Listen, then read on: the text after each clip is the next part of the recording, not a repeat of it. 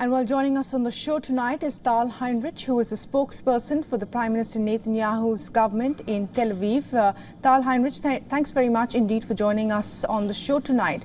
Let me begin by asking you, what is the next step for Israel in this war? You're moving tanks to the region. This would, in many senses, mean that there is a ground offensive that is likely to take place very soon. Before I address your question, with all due respect, I was listening to a very long coverage of what is happening in Gaza, and I would like to describe to you the situation here in Israel. In 20 days of war, a war that we didn't start and we didn't want, we weren't even expecting, a war that was forced upon us, and we were dragged into it by Hamas after they massacred us. Over 8,000 rockets were fired at Israeli territory from the Gaza Strip by Hamas and by Islamic Jihad. Just a few minutes ago, before I was sitting for this interview here, I had to run to a shelter.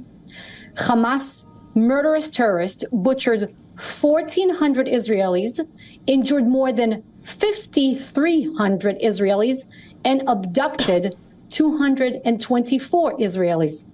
In fact, this is Erez Calderon. Erez was supposed to be celebrating today his 12th birthday. He is being held in captivity by Hamas terrorists, along with his father and his older sister. Erez's grandmother and cousin were murdered by Hamas. We have so many stories of this kind. This is the only reason why we are operating in Gaza right now. The only reason. We have one clear military objective, and that is to dismantle Hamas, their governance bodies, their military wing. Once we are done with them, Hamas will be no longer, because we have decided as a nation that we can no longer live next to an existential genocidal threat. So you're asking me about the next stage of the operation. I'm not going to speculate about a certain date and a certain time, because these are the very important, grave discussions that are being held right now in the highest levels of our government and our military. The next stage will come. One way or another, we will accomplish this goal. It will take as long as it takes. We are also consulting with international counterparts because, as you probably know, and I know you've probably reported that also foreign nationals and dual citizenship holders are being held in captivity in the Gaza Strip. So we are going to destroy Hamas and bring back these hostages. Well, Tal Heinrich, there's no taking away from the fact that, people have been killed brutally by the Hamas in Israel. A lot of your people were killed in this October 7th attack. There were women and children. We're not taking away from that. But since then, over 6,000 people have died in Gaza. Have you not responded more than adequately already in this war? You see, first, when you say killed, that our people were killed, they weren't just killed. They were burned alive, families together. Let me describe to you just one incident in which parents were tied in one part of the space. Their children were tied together in front of them. The terrorists took out the eye of the father. They chopped the mother's breast. Then they chopped body parts, fingers of the children before they murdered them. And they burned babies alive. They beheaded Israelis. And then they also raped, broke the pelvises of women. Wait. No. Let me describe to you what happened here. So I understand that. No one's taking away from Israel, that. No one's taking away. I understand. No. Because there's no moral equivalency here. No, we have a military that is no. We have a military that is defending the citizens of Israel.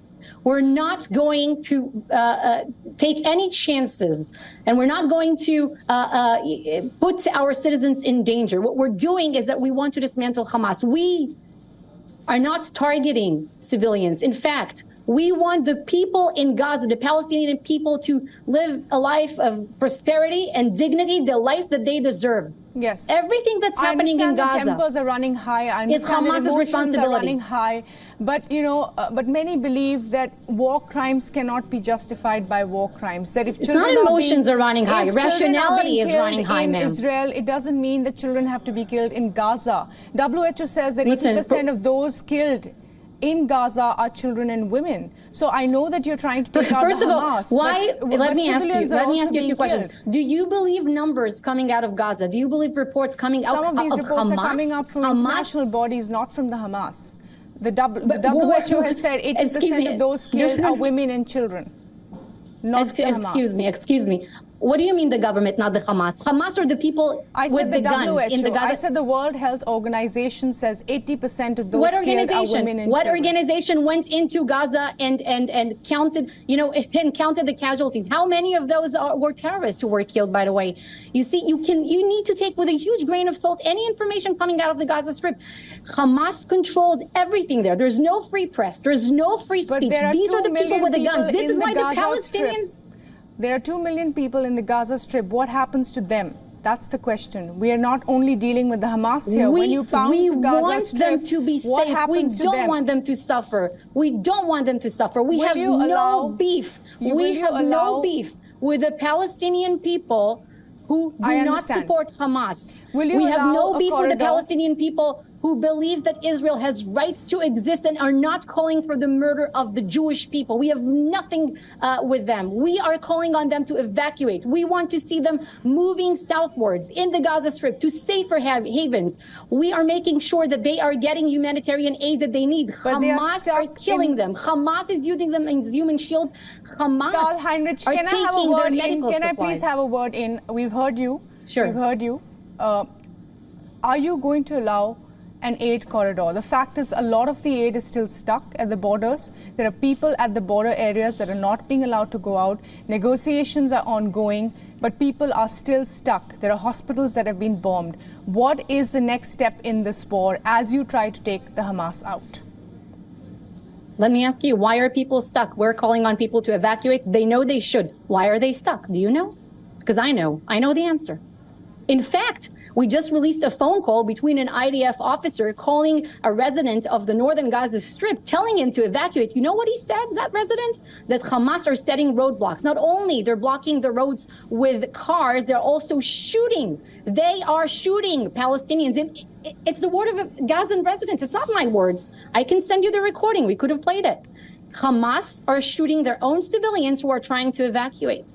So Israel is doing everything. We're really looking at every possible avenue to minimize civilian casualties. Hamas are the ones seeking to maximize them. Let's step aside from this for a bit and see what's happening in the region. Are you worried or affected by the fact that there are, this could escalate to a regional crisis at some point? I know that there is firing coming in from the Lebanon side as well.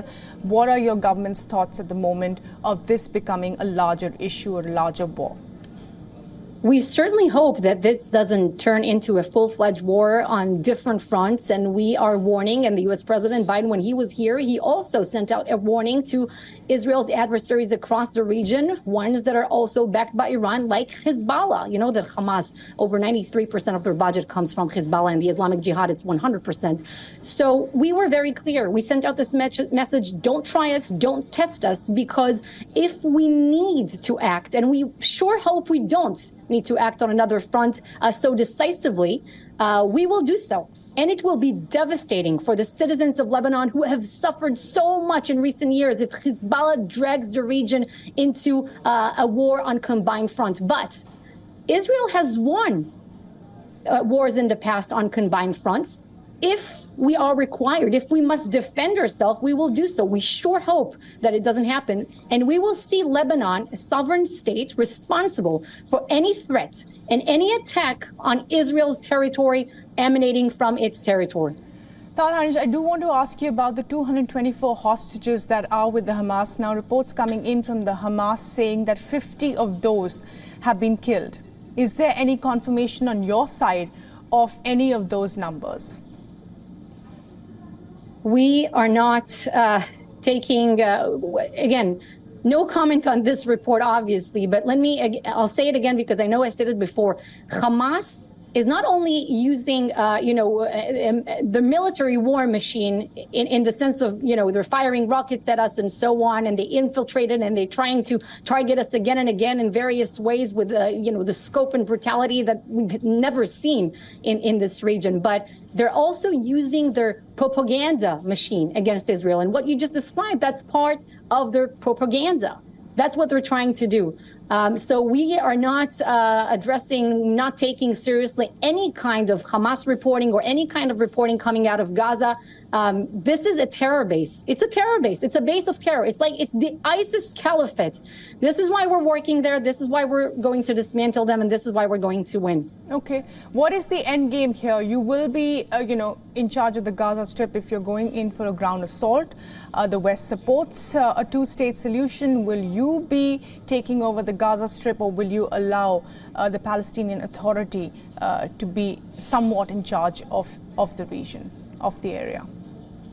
Or it's talking about the so-called, too premature. As you know, a two-state solution terminology is a thing that means different things to different people. Not only the Israelis and the Palestinians, by the way. And talking about a two-state solution right now at this stage, it's like talking about the Marshall Plan in 1934 or something like that. So there are different contingency plans that are being examined. We are looking at different avenues of what to do once we complete our mission.